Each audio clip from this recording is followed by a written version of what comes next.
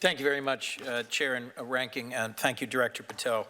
I appreciate your being here today. I'm the co-chair of the Law Enforcement Caucus in the Senate with Senator Cornyn, and as someone who had responsibility for the second largest law enforcement in my admittedly small state, for the decade before I came here, I got to see the importance of the FBI as a training resource, as a critical technical and law enforcement partner for state and local law enforcement in my state.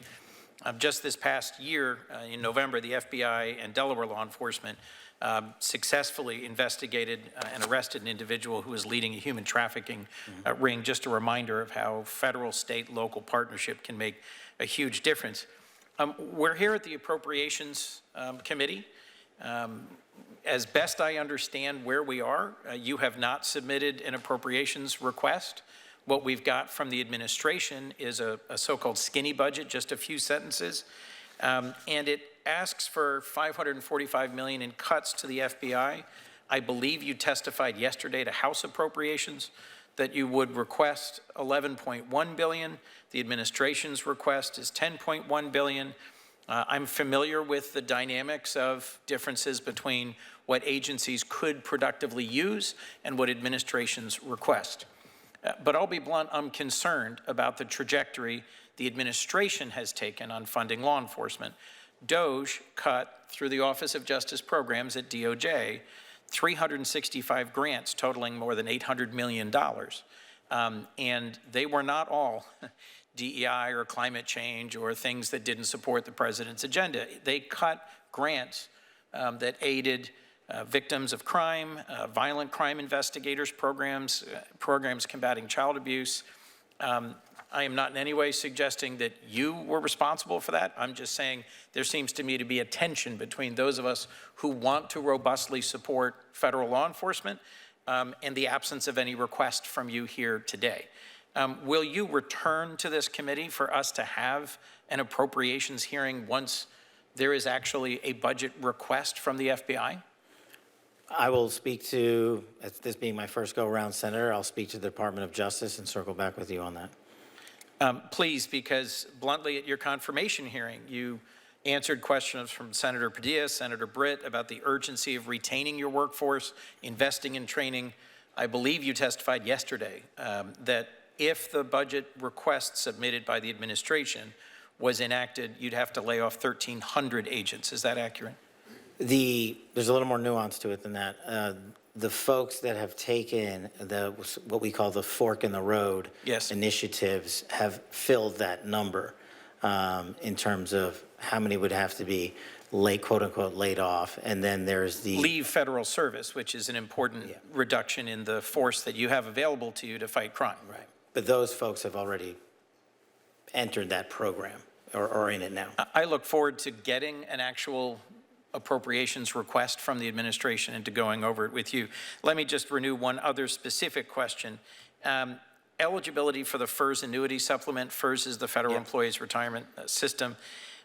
If in fact the reconciliation bill that the House Oversight Committee is considering removes eligibility, this would deprive thousands of agents of tens of thousands of dollars a year in earned benefits.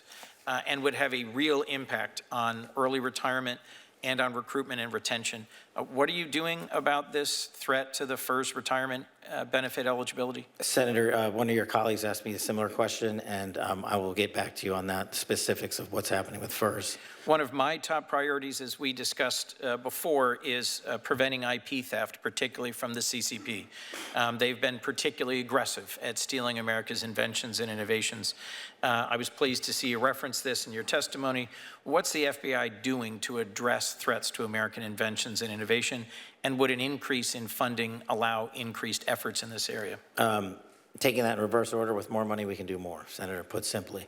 But when it comes to all things CCP, it is, if not the #1 priority every day, it's almost the #1 priority every day, especially when it comes to what they're stealing from us, both on the IP side and the agricultural side. So we have rededicated more FBI personnel to investigate how they are doing that, and I'm also working with both the private and public sector engagements, because we don't at the FBI possess the capabilities alone to suss out what they're doing and how they're doing and blocking it. So Well, that's something I think is a critical and important initiative for you and for your agency.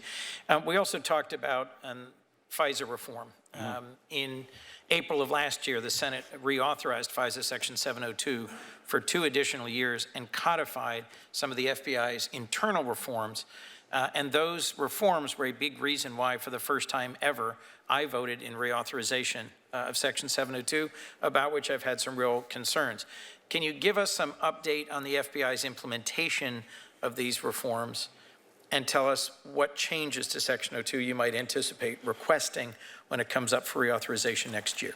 I can tell you that we have been, as a former terrorism prosecutor and a member of the IC who has used 702 successfully, and as a former public defender who has stood up for violations of civil rights and constitutional violations, it's a delicate balance for me.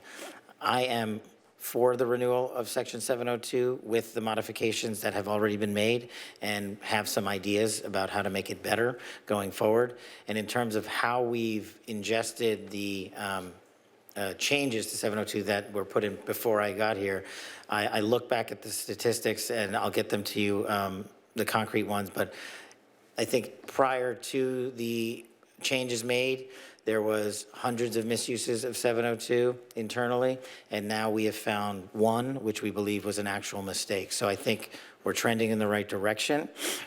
And I understand the concerns about, 702 queries against U.S. citizens. I also understand the challenge when it comes to search warrants versus lifetime action, and that's something we're just going to have to work with you on. Well, this is an important balance I look forward to hearing from you about and working with you on. You've also testified just yesterday in front of House Appropriations that you are orienting the FBI looking forward. There won't be any actions against FBI agents based on what they did in terms of carrying out assignments to investigate January 6 incidents. During your confirmation, you said there will be no retribution taken by the FBI should you be confirmed as director.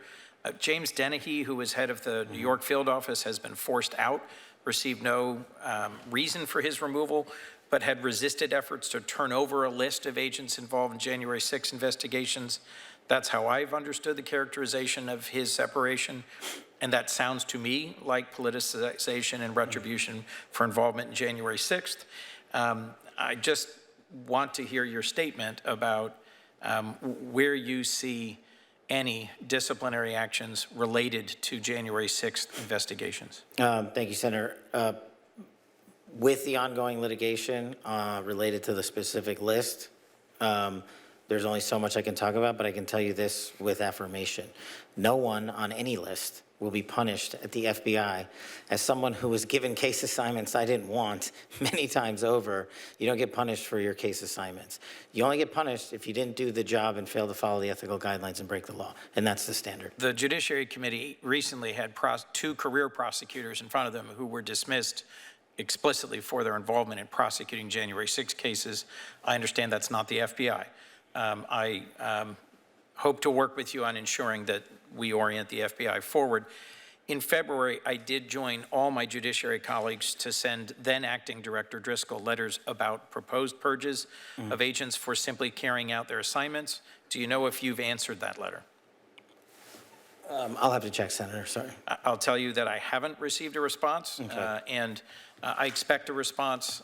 More importantly, I expect a budget and appropriations request so we can do our job as the relevant appropriations subcommittee. Thank you, Director. Thank you, sir.